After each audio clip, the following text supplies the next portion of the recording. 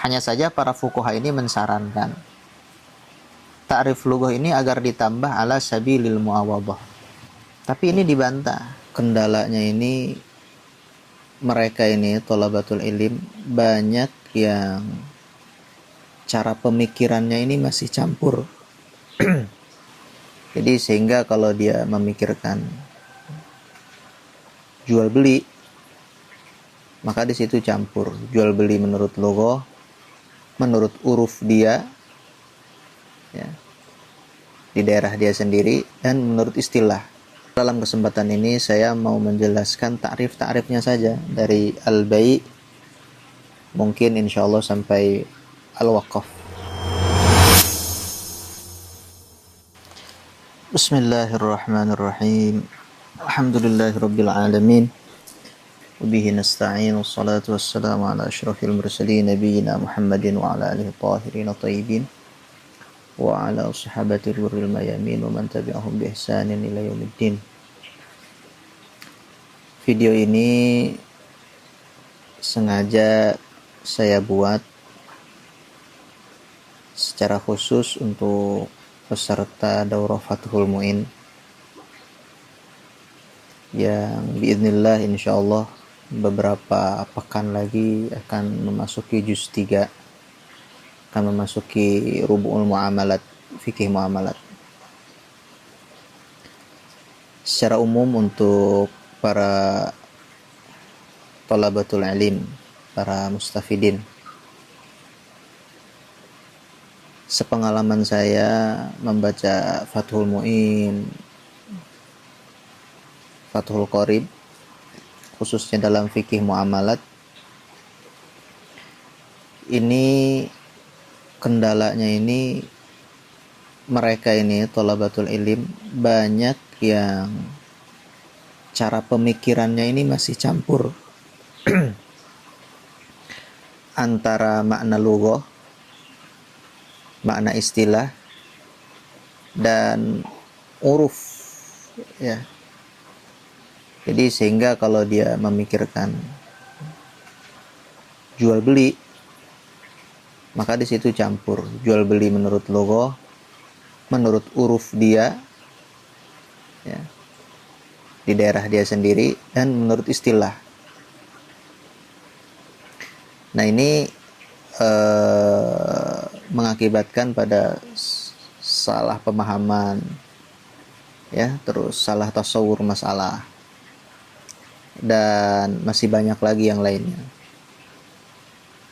Maka dalam kesempatan ini saya mau menjelaskan ta'rifnya saja dari al-bai', mungkin insyaallah sampai al-waqaf. Nah, ini sangat penting, ya. Dikatakan oleh Syekh Maulud, beliau mengatakan min sifatil muhaqqiq tahqiquhul mafahim. Jadi orang sifat muhaqqiq ini itu dia mentahqiq mafahim. Jadi kalau dia lagi mengatakan B, maka di benaknya itu sudah tidak ingat pada logo dan B menurut uruf, tapi langsung spontan ke B menurut syara, menurut istilah. Nah, dan tahqiqul mafahim ini dikatakan oleh ulama adalah maizah, ya, atau khususiyah fikih madhabi.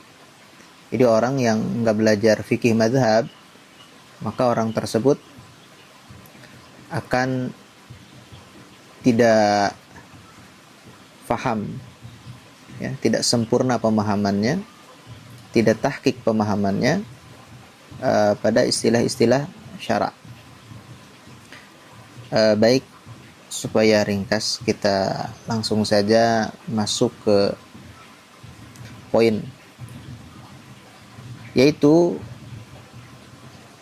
poin yang pertama adalah al-bai', ya. Bai' itu apa sih? Nah, bay ini dari ba'a yabi'u bay'an. Secara lughah dia maknanya bisa menjual, juga bisa membeli. Sama dengan syiro, syara yashri. Itu bisa menjual, bisa membeli. Jadi bay ini adalah minal adad. Kayak makna latif ya. Bisa juga bermakna zahir. Nah, ini dijelaskan seperti dalam kitab Al-Adad oleh Al-Ambari rahimahullahu taala. Nah, arti bay menurut lugat itu apa? Setelah kita mengetahui ba'a yabi'u bay'an itu adalah masdar, mempunyai dua asal, makna asal ya, mempunyai dua makna asal. Nah, bay menurut lugat kata ulama adalah muqabalatu syai'in bi syai'in. Yang membalas satu perkara dengan perkara yang lain. Nah, kalau sampai sini muqabalatu syai'in bi syai'in ini sangat umum sekali.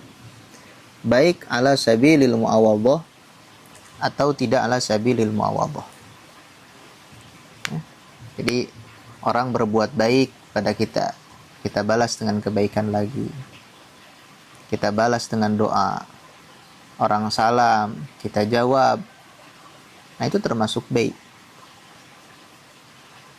Hanya saja para fuqaha ini mensarankan ta'rif lughah ini agar ditambah ala sabilil mu'awadhah. Jadi muqabalatu syai'in bi syai'in ala sabilil mu'awadhah. Harus ala sabilil mu'awadhah. Jadi membalas satu perkara dengan perkara yang lain ala sabilil mu'awadhah, ala wajhil mu'awadhah. Harus ada unsur tukar menukar secara uruf. Tapi ini dibantah. Kenapa dibantah? Ini fuqaha ini ikut-ikutan dalam membatasi makna lughah. Kalau sudah makna lughahnya ya muqabalatu syai'in bi syai'in, ya jangan ditambah ala sabilil mu'awadhah dari fuqaha. Kayak begitu. Itu pembatasan. Artinya fuqaha ini tidak boleh membatasi makna lughah menurut lughah. Ya sudah, kalau menurut lughah seperti itu ya jangan dibatasi. Jadi ini ada perikhtilafan dalam memberikan batasan atau memberikan kaid, yaitu ala sabilil mu'awadhah. Nah, itu baik menurut siapa? Menurut lughah ya. Kalau baik menurut syara, menurut istilah, ini banyak ibaratnya dari Imam Ibnu Hajar rahimahullahu taala sampai ulama mutaakhirin. Nah, tapi yang masyhur B itu menurut menurut syara itu adalah akad. Nah, dikatakan sudah sudah dipastikan B itu adalah akad. B itu adalah akad. Ta'rifnya apapun, yang mentarifkan B itu rata-rata ada akadnya. Nah, apa itu akad? Ya, seperti Ibnu Hajar mengatakan akdun yatadammanu. Apa itu akad? Akad itu secara lughah dia ar-rabtu baina syai'ain. Ya, ar-rabtu itu mengikat antara dua perkara. Yang tadinya tidak ada ikatan lalu diikat. Ini adalah akad. Nah, akad secara syara, secara istilah ya, itu khilaf ulama, khilaf para ulama. di antara para ulama, akad menurut istilah itu ada yang membagi dua. Nah, ada yang akad al bima'nal am, ada yang akad al bima'nal khos. Seperti itu. Kita ambil saja akad al bima'nal khos, karena pembahasan terlalu panjang. Jadi kita kalau membahas akad bima'nal am, kita harus membahas juga tasarruf, ya, iltizam. Kita akan akad al bima'nal khos, ya. Nah, nanti kita akan bahas tasarruf itu sendiri insyaallah di lain waktu. Apa itu? Menurut syara, akad itu adalah irtibatul ijab as-sadir minal muta'akidaini biqabulil akhar ala wajhin yusbitu asaruhu atau yasbutu asaruhu fil ma'qudi alaihi. Ini ta'rif daripada Syekh Sami Basyukail. Beliau mengatakan irtibatul ijab. Apa irtibat itu? Hubungan ijab dengan qabulnya. Hubungan ijab yang keluar dari salah satu muta'akidah ini dengan qabul yang lain, qabulil akhar. Nah, makanya ketika ulama mentafsirkan banyak di fikih Syafi'i itu, akdun itu di dalamnya ay ijabun wa qabul. Ay ijabun wa qabul. Nah, sesuai ala wajhin yathbutu atharuhu fil ma'qudi alaihi, ya, yang sekiranya bisa menetapkan asarnya. Misalkan dalam ijab tersebut ada naqlul haq atau inhaul haq atau ta'dilul haq, ya. Subut asarnya itu dalam ma'qud alaihnya, itu dalam mahalul akad itu. Nah, itu adalah ijab. Jadi ijab itu adalah hubungan akad itu adalah hubungan ijab dari salah satu dua muta'akidah ini, dari salah satunya pada qabul yang lainnya, ya, ala wajhin yasbutu asaruhu fil ma'qudi alaihi, yang sekiranya bisa menetapkan hukum daripada akad tersebut, dari ijab dan qabul itu di ma'qud alaihnya. Sehingga kalau kita jual, misalkan ma'qud alaihnya kitab, maka kitab itu yang kita jual itu sudah tidak milik kita lagi. Nah, akad ini ijab dan qabul ini dikatakan oleh ulama, ya, ini adalah termasuk hukum wad'i, sabab ditetapkannya pindah ke pemindahan pemilikan, ada khiyar, ya, ada khiyar syarat, ada khiyar ru'yah misalkan, ada iqalah dan seterusnya, itu oleh syara. Jadi nafsul ijabi wal qabul atau nafsul aqd la yuthbitu dzalik. Yang menetapkan itu adalah siapa? Agama. Dan ini sabab ini kan termasuk hukum wad'i. Sampai sini jelas ya? Insyaallah.